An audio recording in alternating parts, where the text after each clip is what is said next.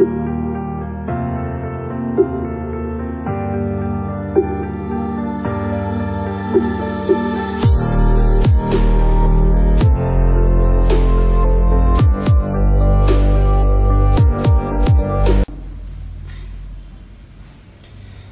عليكم ورحمة الله تعالى وبركاته. أخواتي إخواني متتبعي قناة مطبخ فاطمة، مرحبا بكم في وصفة جديدة من وصفاتي. إذا اليوم إن شاء الله ودائما في إطار التحضير لوصفات رمضان الله يحيينا تنوصلوه، فغادي نقدم لكم رغيفات معسلين كيجيو هشاش وكذلك كيجيو مورقين من الداخل بمكونات أكيد أنها بسيطة جدا ومتواجدة في جميع البيوت. غادي ندوزو جميع ونشوفوا المكونات والطريقة ديال التحضير. اذا بالنسبه للمكونات المضبوطه كيف ما عودتكم غادي نخليها لكم اسفل وصف الفيديو بالغرام والكوب وكذلك بكاس العنبه.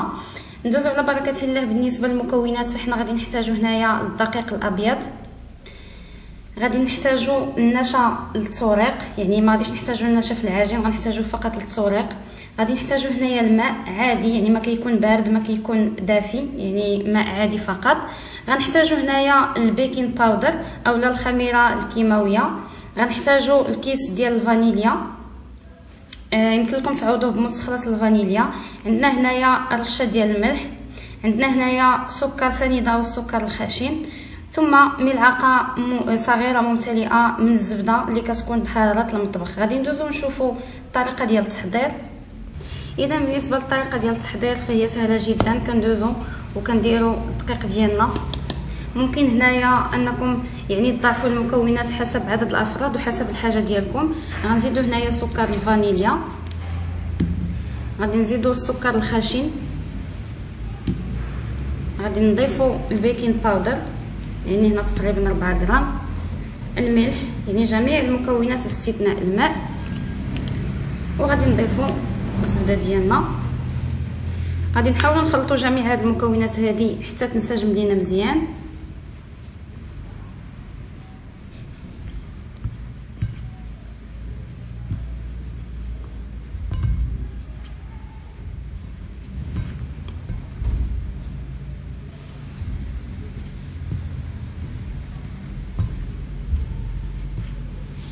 حاولوا ان الزبده توصلنا يعني لجميع الاجزاء ديال الدقيق ديالنا.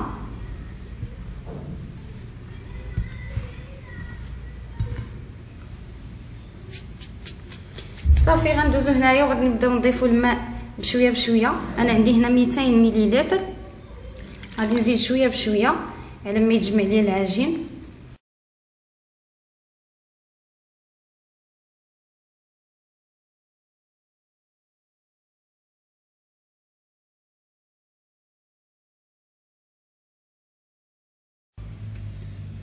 اذا هنا كيف كتلاحظوا من بعد ما جمعت العجين فكنخليوه يكون هشيش بحال هكذا.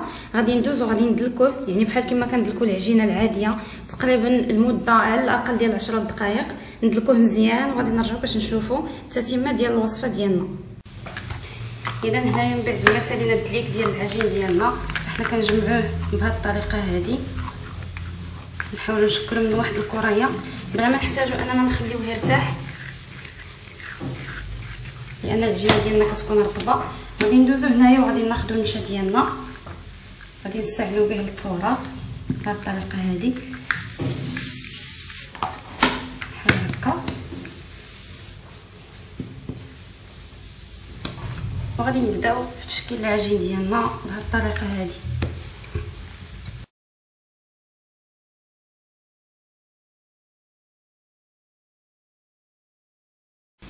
اذا هنا كي كتلاحظوا من بعد ما ورقت العجين ديالي تا ولا السمك ديالو بحال هكا هانتوما، يعني تقريبا راه كيبدا يبان ليا سطح العمل ديالي. غادي نعاود نرش بشويه ديال النشا ونحاول نوزعو على جميع الاماكن ديال على الخبيزه ديالي.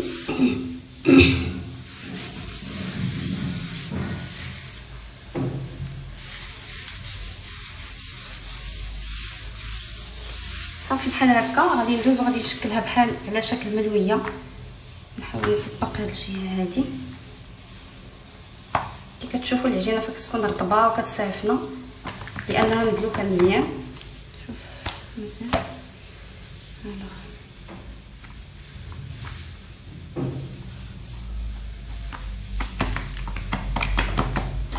غناخد شويه النشا عاوتاني هنايا. هاد النشا هذا هو اللي كيخلي يعني الرغيفات ديالنا كيجيو مقرمشين، عفوا مرقين. صافي بهاد الطريقه هادي كندوزو كنزيدو عليها هاد الجانب هذا، يعني بحال كنديرو المسمن العادي. نحاول نضربها من هنا باش تجيني مقاده. غادي نزيد واحد شويه النشا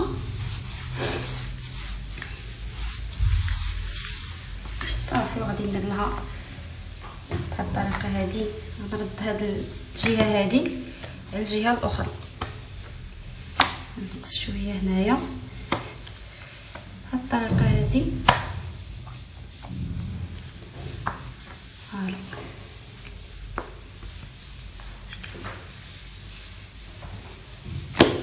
هذا الشكل ديال الفطيره ديالي اولا ديال يعني العجين اللي ورقته كيولي بحال هذا الشكل هذا. غادي نستعمل دائما بالنشا التوراق، وغادي نحاول نقادو الجوانب ومباشره كندوزو وكندلكو عاوتاني، يعني كندلكو هذا المربع ديالنا اولا المستطيل، وكنحاولوا يعني نحافظوا على هذا الشكل المستطيل ديالو باش فاش نجيو نقطعوهم ما يكونوش عندنا بزاف ديال الاجزاء اللي ضايعين. سمحوا لي هنا الا ما كانش الصوت واضح لانه عندي شويه صداع كيصدع في العماره.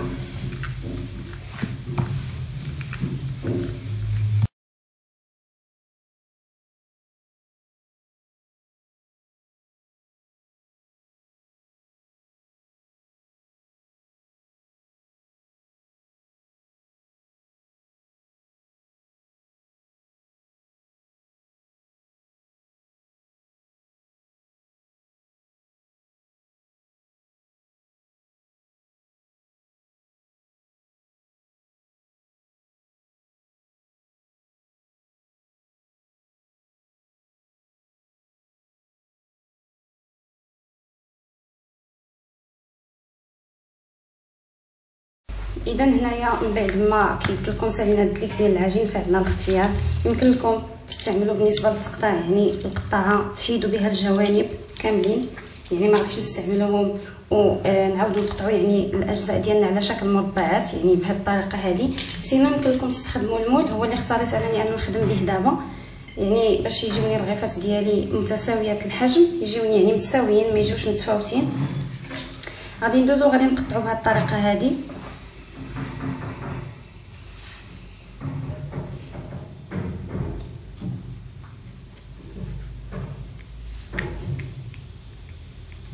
هانتوما كي كتلاحظوا هكذا كيكون الشكل ديالهم.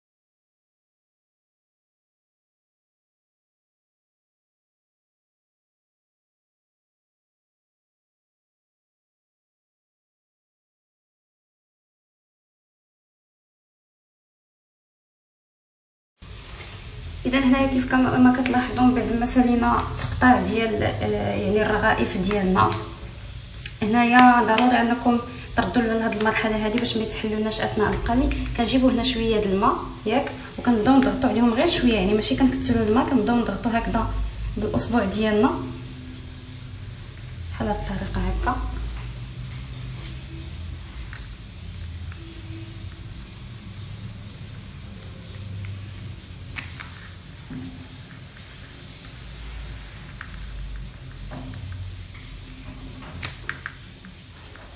اذا غنديروا هذه العمليه هذه يعني لجميع الرغائف ديالنا، تنساليوهم وغادي ندوزو جميع باش نشوفوا المرحله ديال القلي.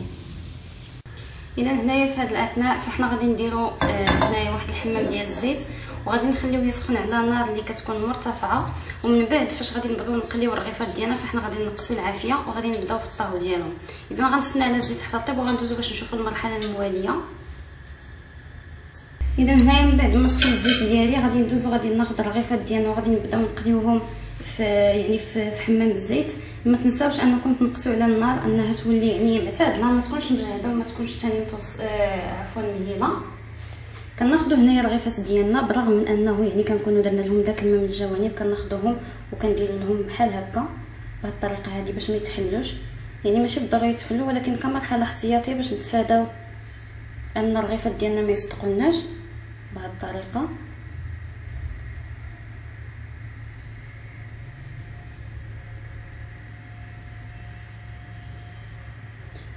صافي وغادي نلوح هنايا الرغيفات ديالي في حمام الزيت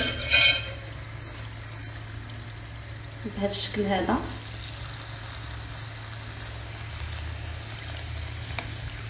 هنايا بقاو تلوحوا عليهم الزيت باش ينتفخوا لينا بهذه الطريقه هذه.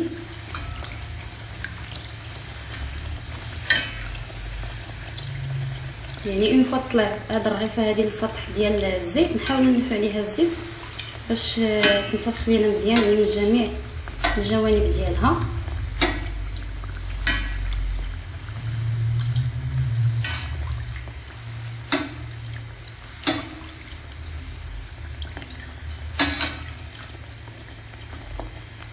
نحاول هنايا نقلبها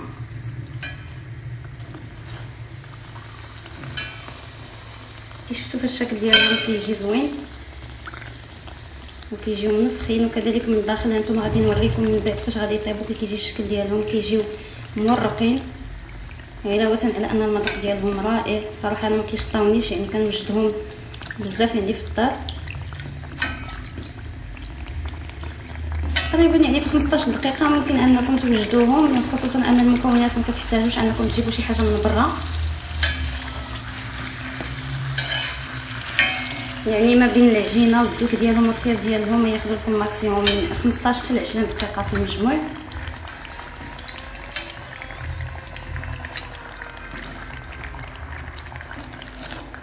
هنا نبقاو حاضينهم باش ما يتحرقوش لينا.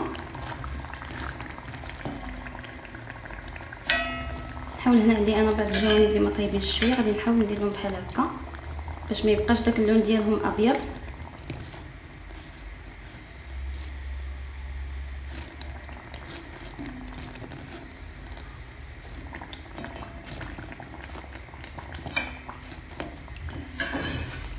صافي هنايا غادي نحيد الرغيفه ديالي كي كتلاحظوا شوفوا الشكل ديالها كي كيجي. غادي نديرها في واحد الصحن اللي فيه الورق النشاف وغادي ندوزو للوح الحبه المواليه. يعني بنفس المبدا كنضغطوا على الجوانب ديال الرغيفه ديالنا بهذه الطريقه هذه وكنلوحوها في الزيت باش نتفاداو اي يعني مشكل او لو فيت ان يتحل لنا الرغيفات من الجنب، خصوصا انها كتكون مورقه حيت كنكونوا ورقناها بالنشا. كي كتعرفوا النشا فهو يعني كيخلي دوك الطبقات ما يعني باينين ما كيجيوش ملاصقين. صافي كالعاده غادي نلوح عليها هكا الزيت غنتسنى عليها انها تنفخ وانها طيب. يعني هنا هذه المرحله نتاع تحويلها الزيت من الفوق مهمه باش تنفخ لكم باش تفاداو انها تجيكم معوجه ولا منفخه من جهه وما منفخاش من جهه اخرى. غادي نستمر انا بنفس الطريقه تنسالي يعني جميع الحبات اللي عندي وغندوزو باش نشوفوا المرحله ديال التزيين ديال الرغيفات ديالنا. اذا هنايا من بعد ما ساليت الطهو ديال الرغيفات ديالي وخليتهم حتى بردوا فكيكون هذا هو الشكل ديالهم. غادي ندوز وغادي نسخن شويه ديال العسل واللي يمكن لكم تعوضوه بالجليكوز يعني الا ما كانش متوفر عندكم العسل. وغادي ندوزو المرحله ديال التزيين. هنايا بالنسبه للعسل او الطريقه ديال التحضير ديال العسل فغادي نخلي لكم الوصفه ديالها او الفيديو ديالها اسفل وصف الفيديو، دخلوا ليها باش تشوفوا الطريقه ديالي المعتمده في التحضير ديال العسل. غادي ندوز دابا وغادي نشوفوا جميع المرحله ديال التزيين ديال الرغيفات ديالنا.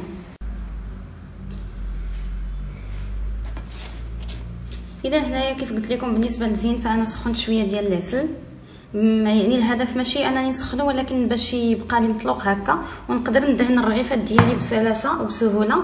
بالنسبه للزين انا هنايا يعني اللي متوفر عندي هو الزنجلان منقي دوزته شويه في يعني في العافيه. ممكن تزينوا باي نوع ديال المكسرات كان عندكم سواء اللوز اولا يعني البيستاش اولا كاوكاو ماشي اولا الكركاع، يعني ماشي مشكل. اذا كناخذوا هنايا واحد الرغيفه ديالنا بهذه الطريقه هذه، كندهنوها بحال هكا.